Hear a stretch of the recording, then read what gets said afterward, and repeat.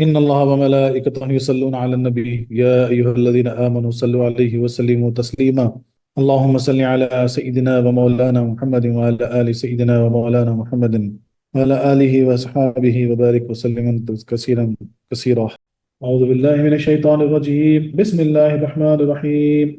إن الصفا والمروة من شعائر الله ومن حج البيت أو اعتمر فلا جناح عليه أن يطوف بهما ومن تطوع خيرا فإن الله شاكر عليم. صدق اللہ العلی العظیم.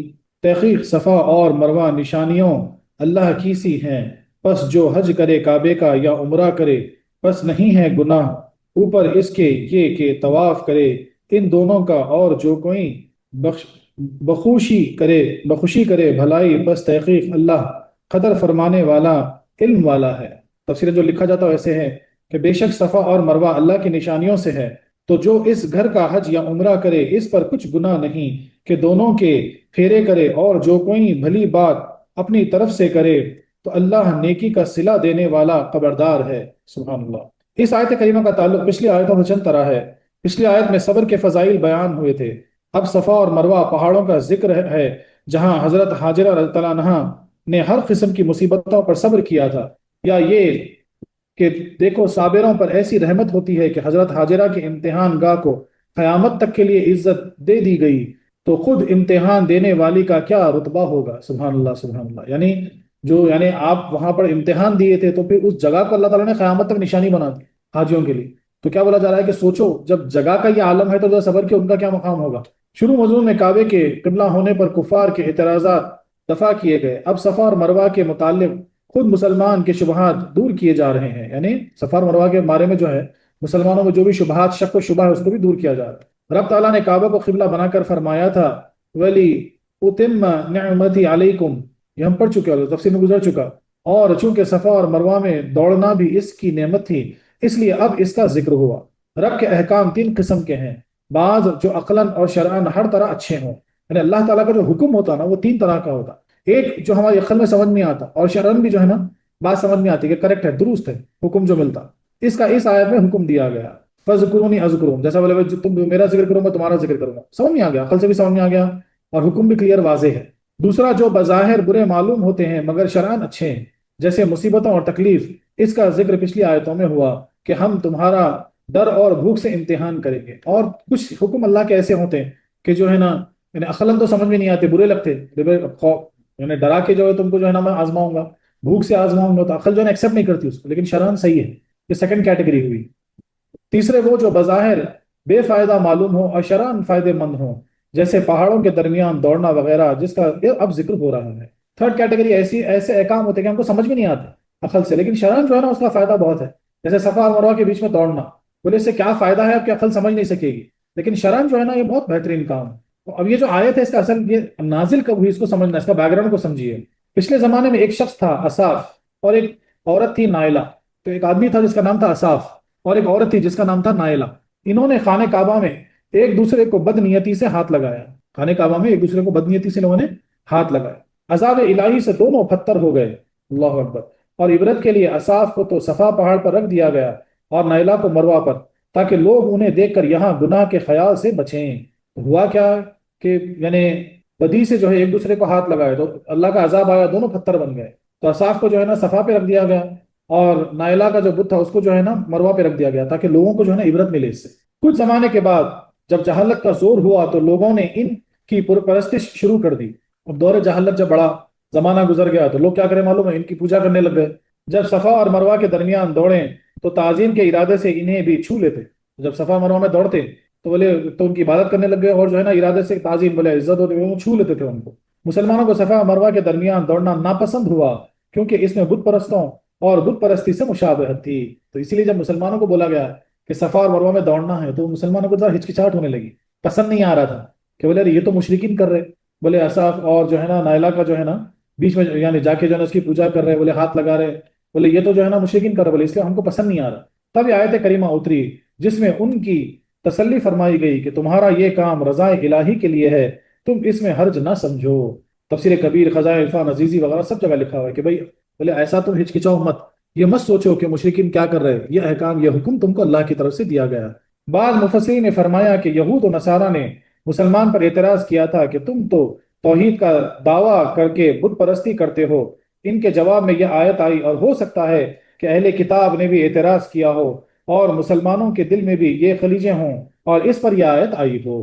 تو یہ اس آیت کا شان نزول آتے ہیں، بیک گراؤنڈ آپ کو سمجھنا ہے پہلے فرسٹ آف آل کہ کیا چیز ہے، کیوں ایسا ہوا۔ ان الصفا والمروہ من شعائر اللہ، صفا صفتن کی جمع ہے جس کے معنی ہے صاف اور مضبوط پتھر، صاف اور مضبوط پتھر کو صفا کہا گیا۔ رب فرماتا ہے کمثلی صفوان علیہ تراب، یعنی پتھر کی چٹان۔ مروہ چھوٹے سفید کنکریوں کو کہتے ہیں۔ اب یہ ان دونوں پہاڑوں کا نام ہے جو خانہ کعبہ کے مقابل شرقی جانب یعنی ایسٹرن سائڈ اس کی ہے خانہ کعبہ کی۔ صفا تو جنوبی جانب ابو قبیس پہاڑ کی جڑ میں واقع ہے، اور مروہ شمالی جانب کوئے قیقان کے آگے ناک کی طرح ہے۔ بولے دونوں پہاڑ ابو قبیس اور قیقان، یعنی صفا جو ہے ابو قبیس کے نیچے ہے، تل میں ہے، اور جو ہے نا قیقان کی تل میں جو ہے نا مروہ ہے۔ ان میں یعنی بولتے نا تخمینہ، یعنی بولتے کم یعنی اسٹیمیٹڈ اندازن 770 گز کا فاصلہ ہے۔ صفا اور مروہ دونوں میں 770 گز کا فاصلہ ہے، اور ہجر اسود سے صفا کا فاصلہ 262 گز اور 18 انگل ہے، تفسیر عزیزی میں لکھا ہوا ہے۔ تو صفا اور مروہ کے بیچ میں اسٹیمیٹڈ 770 گز، اور ہجر اسود جو کعبے میں لگا ہوا ہے وہاں سے صفا تک کا جو فاصلہ ہے وہ 262 گز ہے اور 18 انگل۔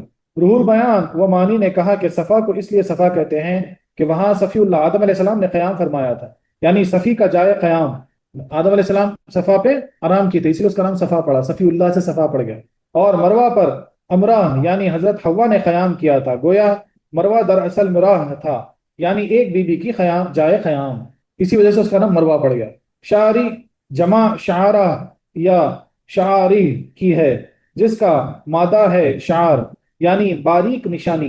اس شاعر سے ہر وہ چیز مراد ہے جس کی تعظیم رب کی عبادت کی نشانی ہو، یا وہ نشان جن کے قیام کا رب نے حکم دیا ہو، سبحان اللہ۔ لہٰذا وہ جگہ اور وہ وقت اور وہ علامت جو دین کی نشانیاں ہوں سب شعار اللہ ہیں، یعنی باریک نشان کو شعار کہتے ہیں، اور ایسی جگہ جو اللہ کی نشانی بن گئی ہو یا اللہ نے حکم دیا ہو اس جگہ کی تعظیم کی، اس کو ہم شعر کہیں گے۔ اور یہ ساری دین کی نشانیاں ہیں، جیسے کعبہ، عرفات کا میدان، مزدلفہ کا میدان، صفا، مروہ، مینا، مسجدیں، بزرگان دین کے مقابر وغیرہ، ایسے ہی رمضان، عید، جمعہ وغیرہ، ایسے ہی اذان، تکبیر، جماعت، نماز، ختنہ، داڑھی وغیرہ، یہ سارے شاعر دین ہیں، یعنی دین کی پہچانیں۔ دیکھو یہاں رب نے شاعر جمع کثرت ارشاد فرمایا، یعنی کثرت بولتے نا یعنی اللہ تعالیٰ جو ہے نا ایک لفظ یعنی ایک یعنی سنگولر یوز نہیں کیا، پلورل یوز کیا اس کو، یعنی بہت ساروں کی جمع۔ اور یہ ساری چیزیں جو ہے نا اللہ کی نشانیوں میں آ گئی، کعبہ ہو، مسجدیں ہوں، صفا، مروہ، عرفات، من جو ہے نا تبعیضہ یعنی ڈسکرمنیٹ کرنے کے لیے، جس سے معلوم ہوا کہ شعر اللہ تو بہت ہیں، ان میں سے ایک صفا مروہ وہ بھی ہیں، لہٰذا یہ نہیں کہا جا سکتا کہ قرآن سے صرف صفا و مروہ پہاڑ اور ہدی کے جانور کا شعر اللہ ہونا ثابت ہے۔ ہدی یعنی جو قربانی کے لیے جانور رکھتے ہیں نا وہ، اور چیزیں شعر اللہ کہاں سے ہوئی، کیونکہ شعر جمع کثرت ہے جو 10 سے زیادہ پر بولی جاتی ہیں۔ قرآن نے بتایا کہ اسلام میں بہت سی چیزیں شعر اللہ ہے، صفا مروہ کی طرح جس کو مقبول بندوں سے نسبت ہو وہ شعر اللہ ہیں، جو مقبول بندوں سے جو نسبت جن کو قائم ہو جاتی وہ بھی شعر اللہ ہو جاتے، جیسے سرکاری ملازمین کے لیے ڈنڈا، پیٹی اور سرکاری عمارتوں پر جھنڈے وغیرہ، سمپل ہے۔ اب کوئی گورنمنٹ سرونٹ ہے تو بھائی اس کو گورنمنٹ سے طرف سے ایک بیگ مل جاتا، ایک یونیفارم مل جاتا، وہ جو بلڈنگ میں کام کرتا بلڈنگ کے اوپر ایک جھنڈا لگ جاتا گورنمنٹ کا، یعنی بتانے کے لیے کہ سرکاری ہے۔ تو ویسے ہی جو ہے نا جو اللہ تعالیٰ اور اللہ کے مقرب بندوں پہ جو جڑ جاتا تو اس کو بھی جو ہے نا شعر اللہ کہیں گے، اللہ کی نشانی کہیں گے۔ اسی لیے سورہ حج میں قربانی کے جانور کو شعر اللہ فرمایا گیا، یعنی قربانی کرنے کے لیے جو جانور لاتے اس کو بھی اللہ کی نشانی بول دیا گیا، سبحان اللہ سبحان اللہ۔ ان پہاڑوں کو 2 درجے سے شعر اللہ کہا جاتا ہے، ایک یہ کہ رب نے ان کو گزشتہ صابرین کی یادگار اور نشانی بنایا کہ انہیں دیکھ کر حضرت ہاجرہ یاد آ جائے۔ ایک ریزن یہ ہے کہ اللہ تعالیٰ نے ان کو اپنی نشانی کیوں بتایا، کیونکہ بی بی ہاجرہ کی یاد ہم کو آ جائے، اس لیے کوئی بھی عمرہ جاتے حج جاتے ہیں تو یاد کرو وہ زمانہ، وہ پہاڑ، وہ ریگستان، اور اس میں بی بی کا جو ہے نا بے چینی سے جو ہے نا ادھر سے ادھر دوڑنا اپنے بچے کے لیے، وہ صبر کو یاد کرو۔ دوسرا یہ کہ اللہ والوں کی نشانی ہے کہ یہاں حاضری دینا مسلمانوں کی پہچان، یعنی صفا اور مروہ اللہ کی قائم کردہ نشانیاں یا اللہ کے دین اور اطاعت کی نشان ہے، لہٰذا اے مسلمانوں، فمن حج البیت و اعتمر، حج کے نفذی معنی ارادہ کرنا ہے، یعنی حج کے جو لفظی معنی ہوتا ہے نا اس کا معنی ارادہ کرنا یا کسی کے پاس آنا جانا۔ حج کے جو معنی نکلتے لفظ کے معنی، بولے ایک تو ہوتا جو ہے نا کسی کے پاس آنا جانا اور ارادہ کرنا۔ شریعت میں خاص ارکان کا نام حج ہے کیونکہ اس میں بیت اللہ کا ارادہ بھی ہے اور وہاں بار بار حاضری بھی، اور اس کے گرد بار بار چکر بھی۔ بعض لوگوں نے کہا کہ حج کے معنی ہے مونڈنا، چونکہ اس میں سر منڈایا جاتا ہے، یا حاجی کے گناہ ایسے گر جاتے ہیں جیسے حجامت سے بال، اس لیے حج کہا جاتا ہے۔ تفسیر کبیر میں لکھا ہوا ہے، بولے حاجی جب اپنے بال کٹواتا تو اس کے سارے گناہ جھڑ جاتے بالوں کی طرح، ہزاروں لاکھوں جو ہے گناہ بھی اس کے جھڑ جاتے۔ اعتمر عمرہ سے بنا ہے جس کے معنی ہے آباد کرنا۔ زمانہ زندگی کو بھی اس لیے عمر کہتے ہیں کہ اس مدت میں بدن روح سے آباد رہتا ہے۔ مکان کو عمارت اور تعمیر اسی معنی سے کہا جاتا ہے۔ ملاقات اور زیارت کو بھی عمرہ اسی لحاظ سے کہتے ہیں، اس سے محبت آباد اور قائم رہتی ہے۔ شریعت میں عمرہ بھی ایک خاص کام کا نام ہے۔ حج اور عمرہ میں یہ فرق ہے کہ حج صرف بغیر عید یعنی بقرعید کے مہینے میں ہوتا ہے، اور عمرہ ہمیشہ کبھی بھی کر سکتے ہیں۔ حج میں عرفات میں ٹھہرنا بھی پڑتا ہے اور عمرہ میں نہیں، بلکہ صرف احرام باندھ کر طواف کعبہ کرنے اور صفا و مروہ کے درمیان دوڑنے کا نام عمرہ ہے۔ اس کو عمرہ کہتے ہی اس لیے ہیں کہ اس کا کرنے والا ملاقات کرنے والے دوست کی طرح جب چاہے تب مل کر فوراً واپس لوٹ آئے، یعنی جو کوئی بیت اللہ سے حج کرے یا عمرہ فلا جناح علیہ ان یطوف بہما۔ جناح اور جناح کے لفظی معنی مائل ہونا اور جھکنا ہے۔ وَإِن جناحوا للسلم، پرندے وغیرہ کے بازو کو بھی اس لیے جناح کہتے ہیں کہ وہ اس کے ذریعے مڑتا اور مائل ہوتا ہے۔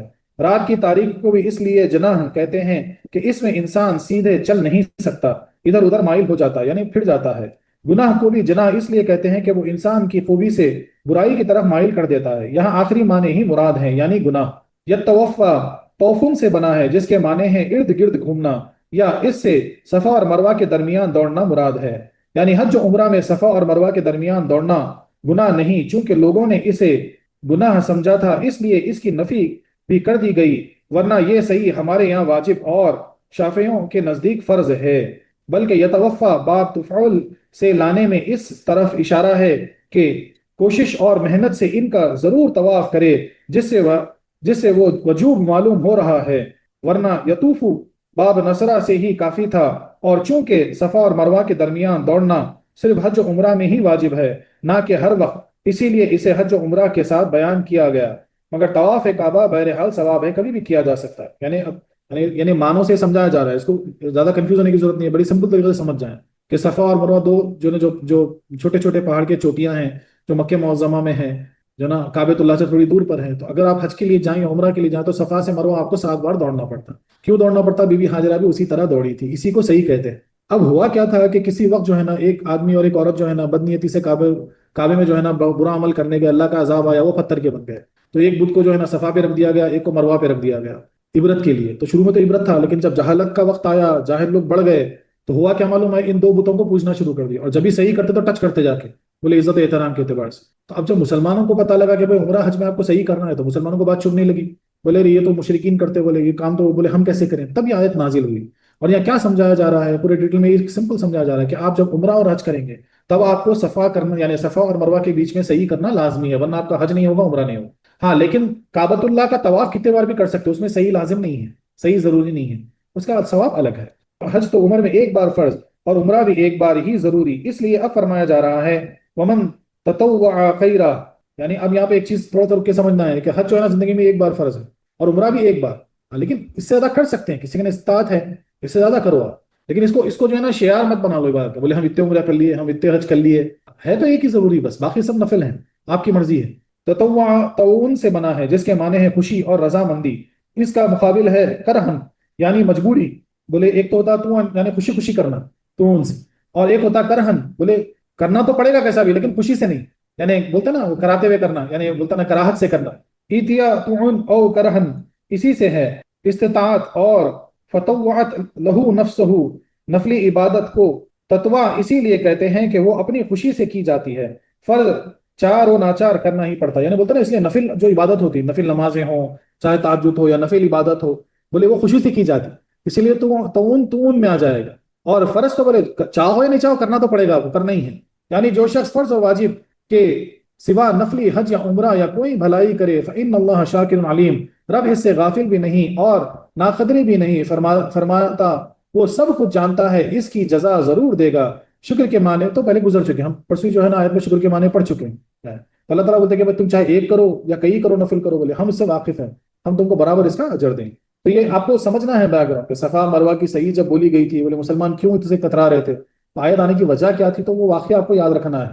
اے مسلمانوں، تم صفا اور مروہ کے درمیان دوڑنے سے اس لیے نہ ڈرو کہ اس سے مشرکین کی مشابہت یا بت پرستی کا شبہ ہے۔ ان کفار نے تو بعد میں وہاں بت پرستی شروع کر دی۔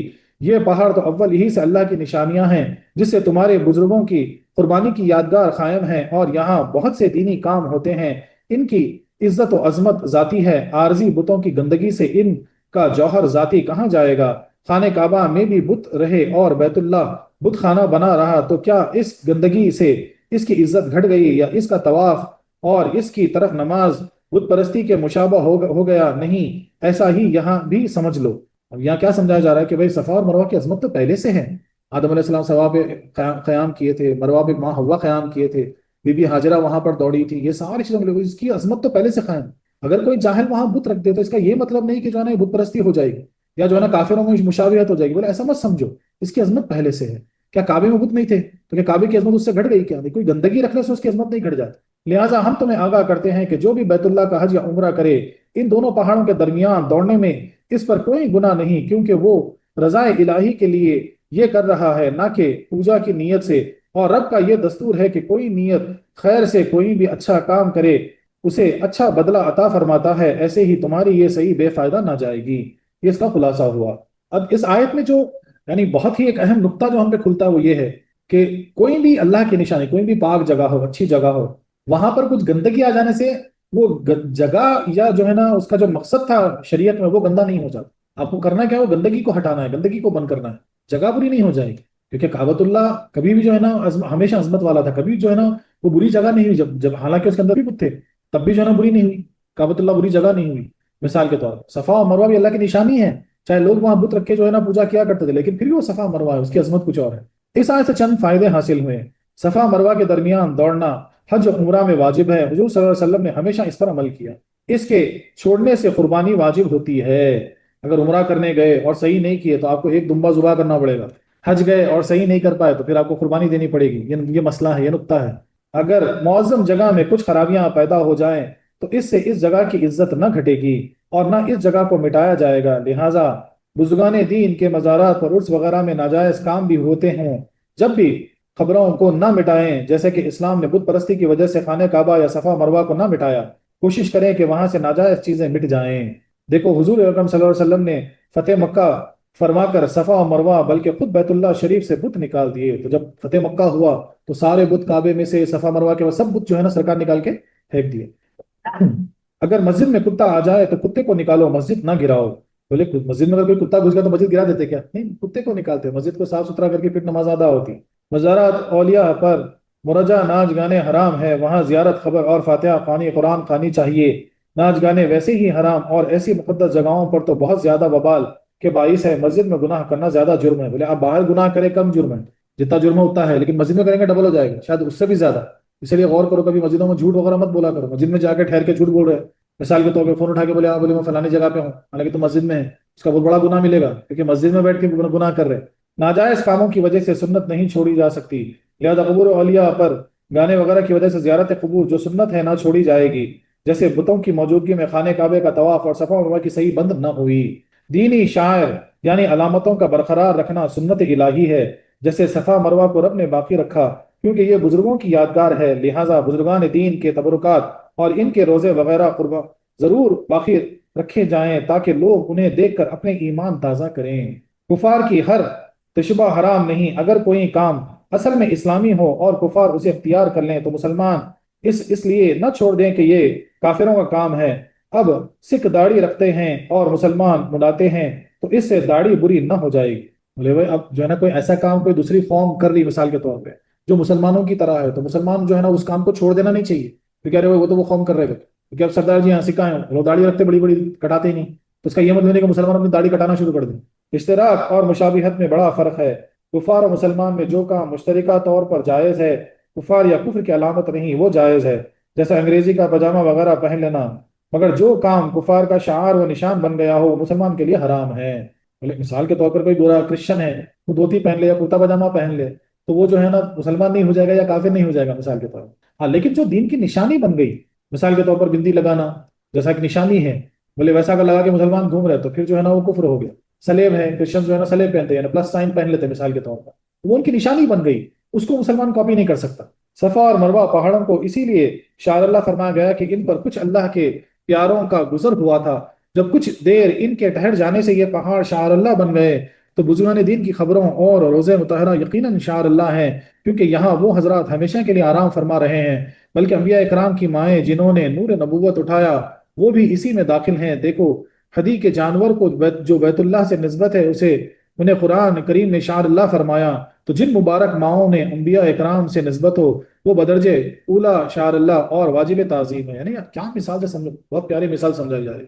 بھائی بی بی جو ہے نا ہاجرہ کا صفا مروہ پہ دوڑنا جو ہے نا، صفا مروہ کو اللہ کی نشانی بنا گیا ان کے قدموں کی برکت سے۔ اسماعیل علیہ السلام کی قدموں کی برکت سے جو ہے نا پانی زمزم بن گیا، احترام بن گیا۔ آدم علیہ السلام کے ٹھہرنے سے صفا پہ جو ہے نا آج تک اس کا احترام ہو گیا۔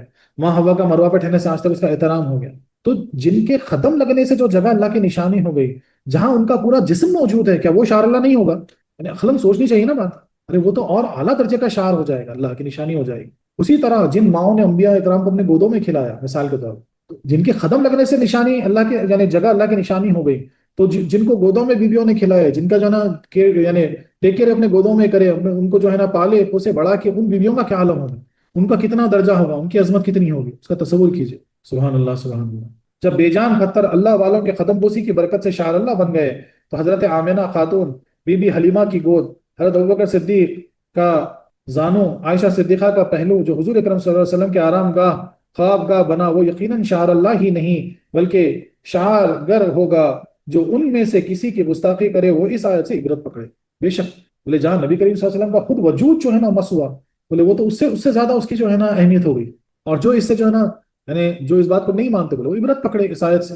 جیسے سارے پہاڑ رب کے بنائے ہوئے ہیں، مگر سوئٹزرلینڈ ہو یا کشمیر کی سبز پہاڑ ان دو خشک پہاڑوں یعنی صفا اور مروہ کے درجے پر نہیں پہنچ سکتے۔ حقیقت یعنی سوئٹزرلینڈ چلے جاؤ بہت خوبصورت خوبصورت وادیاں ہیں، کشمیر چلے جاؤ خوبصورت پہاڑ ہے، لیکن وہ سارے جو ہے نا اس لیول اس مقام پہ نہیں پہنچ سکتے جہاں یہ خشک یعنی پتھریلے صفا اور مروہ ہیں، جہاں ان کی عظمت ہے۔ ایسے ہی نبی وغیرہ نبی برابر نہیں ہو سکتے۔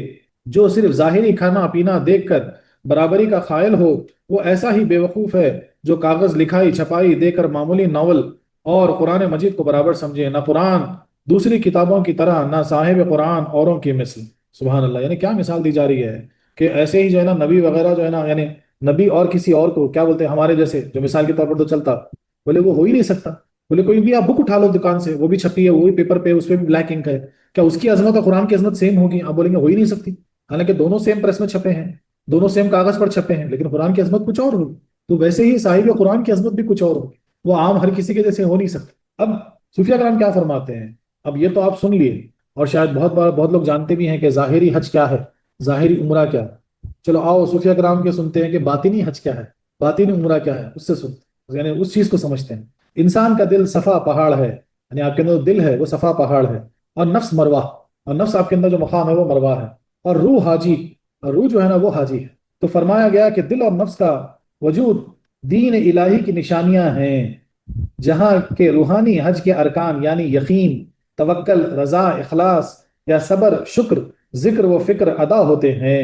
تو جو شخص کہ بیت اللہ یعنی مقام توحید میں پہنچے، یا فناف اللہ ہو کر بارگاہ الہی میں داخل ہو، یا صرف وہاں کا عمرہ کرے، اس طرح کے مقام مشاہدے میں پہنچ کر اور جلال و جمال کی تجلیوں میں فنا ہو کر اس بارگاہ کی زیارت کرے، تو اس حاجی اور عمرہ کرنے والے پر گناہ نہیں کہ اس قلب و نفس کی طرف رجوع کر کے اپنے اس وجود سے جو بعد فنا ملا ہے ان مقامات کا بھی گشت لگائے۔ اور جو کوئی بخوشی اس تعلیم کی تکمیل کرے اور تقوی اور پرہیزگاری اور مساکین کی مدد، سالکین کی رہبری میں کمال حاصل کرے، تو اللہ اس کے عمل کا ثواب دے گا، کیونکہ وہ سب کچھ جانتا ہے۔ سبحان اللہ سبحان اللہ، کیا پیاری ایکسپلینیشن، کیا پیاری بات ہے۔ بولے آپ کا قلب صفا ہے تو آپ کا نفس کا مقام جو ہے نا جو نیچے کی طرف مروہ ہے، اور روح حاجی ہے۔ بولے اور جو ہے نا صبر سے، رضا سے، اخلاص سے، شکر سے، ذکر سے، فکر سے یہ حاجی وہاں حج کرے، طواف یعنی گشت لگاتا رہے اور ریاضت سے اپنے آپ کو فنا کر دے، تو پھر وہ بقا باللہ ہو جاتا ہے۔ اور ایسا حاجی جو ہوتا ہے بولے پھر وہ اللہ کی بارگاہ میں رجوع رہتا ہے. سبحان اللہ سبحان اللہ. یہ کہ بعض بیت اللہ کے حاجی ہیں اور بعض رب بیت کے. مثال کیسی دی جا رہی ہے کہ بعضی بیت اللہ کے حاجی ہیں. جتنے آج حج و عمرہ کے لیے جاتے ہیں وہ کس کے حاجی ہیں؟ اللہ کے گھر کے حاجی ہیں، خانہ کعبہ کے حاجی ہیں. لیکن بہت کم ہوتے ہیں جو بیت اللہ یعنی اللہ کا گھر. تو جو صاحب بیت کون ہے؟ اللہ ہیں. اللہ کے حاجی بہت کم ہوتے ہیں. رب بیت کے حاجی کے لیے دنیا پر نظر رکھنا گناہ ہے. جو رب بیت ہے اس کی نظر دنیا پہ نہیں رہے گی، ورنہ پھر وہ گناہ ہو جائے. رب کی ذات سر کی آنکھ سے چھپی ہے، مگر اولیاء اللہ کے دل و نفس صفا و مروہ کی طرح اس کی نشانیاں ہیں. لہٰذا جو اس بارگاہ کا قصد کرے یعنی وہاں کے حج کو جائے، اس پر واجب ہے کہ وہ ان مقبولوں کے قلوب و نفس کا پہلے طواف کرے. اللہ اکبر اللہ اکبر. یعنی جو اولیاء اللہ ہوتے ہیں جو اپنے آپ کو اللہ کی راہ میں سلف کر دیتے ہیں، جو اللہ یعنی صاحب بیت کا جو ہے نا حاجی ہے، وہ ایسا معتبر ہو جاتا ہے کہ بولے اگر پھر کسی کو جو ہے نا یہ حج کرنے کا ارادہ ہو، بولے پہلے آؤ، بولے ان کے خلق کا جو ہے نا طواف کرو، ان کے خلق کا جو ہے نا احترام کرو، یعنی ان کی اطاعت کریں. اور جو اس کے علاوہ بھی ان کی خدمت کر کے خیر کما لے، رب اسے اجر دے گا. ان کی خدمت کرو، جو ان کی خدمت کر کے خیر کما لے گا رب اس کا اجر دے گا. جیسے صفا مروہ میں دوڑے بغیر کعبے کا حج نہیں ہو سکتا، ایسے ہی بغیر اولیاء اللہ کی گلیوں میں چکر لگائے رب کعبہ کا حج ناممکن ہے. ان حضرات کا نکالا ہوا رب تک نہیں پہنچ سکتا. سبحان اللہ سبحان اللہ. کیا پیاری مثال سے سمجھا دی گئی. بولے جیسے جو ہے نا بیت اللہ کا حاجی جو ہوتا بولے وہاں پہنچ کر یہ چکر جب تک نہ کاٹے بولے حج نہیں ہوتا. بولے اسی طریقے سے اگر اللہ کا کوئی حاجی بننا چاہتا تو بولے آؤ پہلے میرے مقبول بندوں کے گلیوں کے چکر لگاؤ، تاکہ جو ہے نا پھر ان کی خدمت سے، ان کی ریاضت سے، ان کی نظر سے تم کو مقام مل جائے، جو مقام جو ہے نا جو تم کو اللہ کا حاجی بنا دے. گھر والے کا یعنی بیت اللہ جو کہتے ہیں اللہ کے گھر کو. اور خود اللہ کا جو حاجی بننا چاہتا تو بولے پھر اس کو جو ہے نا اس راہ میں سلف ہونا پڑے. سبحان اللہ سبحان اللہ. اور یہ کیسے ہوگا؟ وہ اسی سے ہوگا کہ جو اولیاء اللہ کے جو قریب بندے ہوتے ہیں ان کے خلوط، ان کے جو وہ اللہ کی نشانیاں بن جاتے ہیں، ان کے قلب اللہ کی نشانی بن جاتے ہیں. وہ اپنے نفس کو ایسا تزکیہ کر دیتے کہ پھر وہ اللہ کی نشانی بن جاتے. سبحان اللہ. اور انہی کے احکام مان کر، انہی کی خدمت کر کے تم وہاں پہنچ سکتے. ان کا نکالا ہوا کبھی اللہ کا حاجی نہیں بن سکتا، وہاں تک پہنچ ہی نہیں سکتا. سبحان اللہ سبحان اللہ. اس آیت کا باطنی نقطہ ہوا.